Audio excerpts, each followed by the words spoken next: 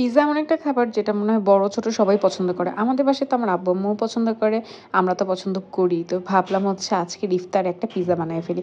আসসালামু আলাইকুম। সবাইকে নতুন একটি ভিডিওতে ওয়েলকাম করছি। তো পিজ্জা বানানোর জন্য ১ম এ আমি এখানে ১ কাপ পানি দিয়ে দিলাম। হালকা কুসুম গরম পানি যেটার মধ্যে আপনি একটা আঙ্গুল চুবিয়ে রাখতে পারবেন কিছুক্ষণ। তার সাথে ১ চা চামচ হচ্ছে চিনি দিয়ে দিলাম। চিনিটাকে ভালো করে হচ্ছে গুলিয়ে নিব। তারপর এর মধ্যে আমি ১ চা চামচ পরিমাণ হচ্ছে ইস্ট দিয়ে দিব। এখন এটাকে ১৫ থেকে ২০ মিনিটের মতো ঢেকে রাখবো। তারপর দেখেন কি সুন্দর মতো ইস্টটা অ্যাক্টিভ হয়ে গেছে। এখন এই অ্যাক্টিভ করা ইস্টের মধ্যে আমি এখানে ১ কাপের একটু বেশি হচ্ছে আটা দিয়ে দিব। তো পিজ্জার ডোটা বানানোর জন্য আরকি। তার মধ্যে আমি পরিমাণ মতো লবণ দিয়ে দিলাম। ২ চা চামচের মতো আমি গুঁড়া দুধ দিয়ে দিলাম। এখন এটাকে ভালো করে একটা ডো রেডি করব। পানি যদি আরও লাগে আপনার কাছে মনে হয় তখন আপনি অল্প, অল্প করে পানি মিক্স করে সুন্দর একটা আঠালো, আঠালো ডো বানিয়ে ফেলবেন।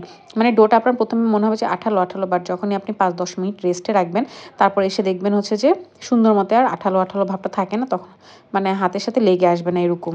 তো ডোটা হচ্ছে রেস্টে রাখার জন্য আমি উপরে একটু তেল ব্রাশ করে দিয়ে এখন ঢেকে রেখে দিব।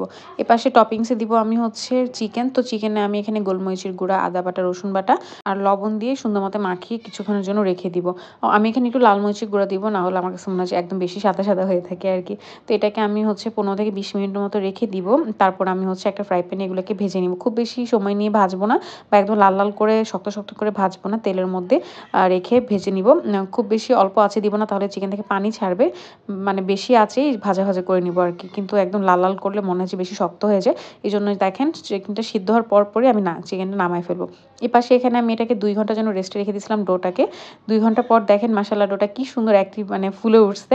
এটাকে এখন ভালো করে মথে নিব। একটু হচ্ছে আটা ছিটিয়ে দিয়ে সুন্দর করে হচ্ছে মথে নিব আরকি। আর এই যে দেখেন আমি কিভাবে মথে নিচ্ছি।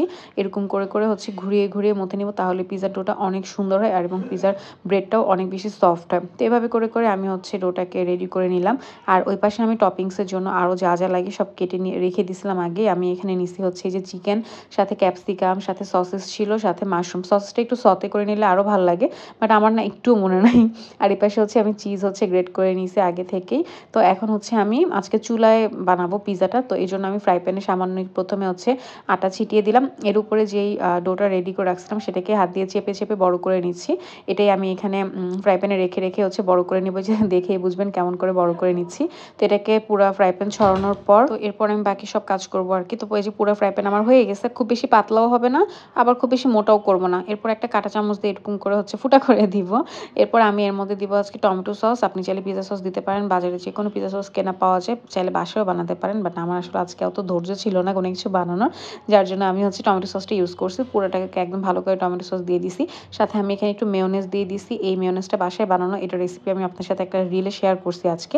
চাইলে দেখে আসতে পারেন। খুবই মজা হয় এই মেয়োনিজটা। তো মেয়োনিজটাকেও ভালো মতো সুন্দর মতো ছড়াইয়া দিলাম। তারপর আমি এখানে শুরুতে কিছু চিজ দিয়ে দিলাম। চিজের পরিমাণ আসলে নিজেদের উপর। যে যেরকম চিজ পছন্দ করেন। আমি অনেক বেশি চিজও খাই না, আবার একদম কমও পছন্দ করি না আরকি। তো এরপরে যে এখানে চিকেন দিয়ে দিলাম। একটা পিজ্জাই আজকে বানাইছি যার কারণে সবকিছু একদম অল্প, অল্পই করা হইছে আরকি। তারপর এখানে উপরে সসেস দিয়ে দিলাম। এই সাজানোর ব্যাপারটা সম্পূর্ণ নিজের, সম্পূর্ণ ব্যক্তিগত যে যেরকমভাবে সাজাতে চান, যে যেরকম টপিংস ইউজ করতে চান সেরকম দিতে পারেন। ক্যাপসিকামও হচ্ছে যেকোনো কালার ইউজ করতে পারেন সম্পূর্ণ নিজের ইচ্ছা। তো এখানে যে ক্যাপসিকাম সবকিছু দিয়ে আমি উপরে এখন এই যে মাশরুমগুলো দিয়ে দিচ্ছিলাম।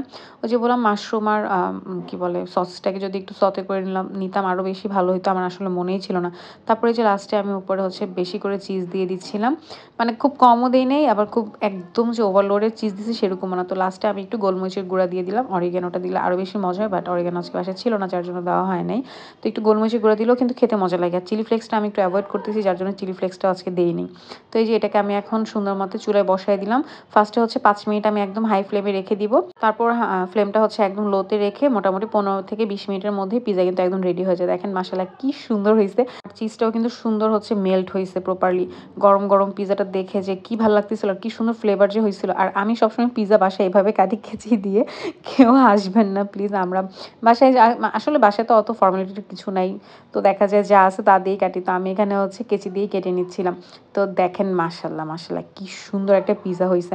আমার কাছে পিজ্জা বানাতে অনেক বেশি ভালো লাগে। আর এরকম সহজভাবে বানালে তো কোনো কথাই নেই। খুব বেশি সময় কিন্তু লাগে না। আর এই যে মেয়োনিজ যেটা ছিল সেটা দিয়ে ডিপ করে, করে খাচ্ছিলাম। তো ভিডিওটি কেমন লাগলো অবশ্যই জানাবেন। Thanks for watching. আল্লাহ হাফেজ।